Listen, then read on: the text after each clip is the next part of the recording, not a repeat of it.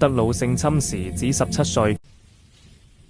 I am only 17.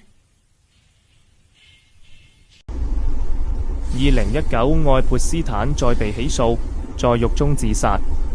2019年接受 BBC 訪，雖然否認所有指控，卻引來災難性的結果。I was in Pizza Express。訪問播出，安德魯備受爭議。2019年宣布辭去所有公職。2021年，朱弗雷在美國紐約南歐聯邦地區法院起訴安德魯。2022年庭外和解，據報女王代付數百萬英鎊律師費。女王守靈儀式特許她穿住軍裝，以示對母親尊重。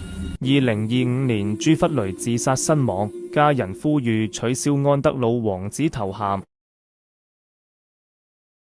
查爾斯三世撤銷其弟安德魯王子的王子頭銜、尊號及榮譽，他只能以安德魯蒙巴頓、溫莎名義活動並搬離皇室住所。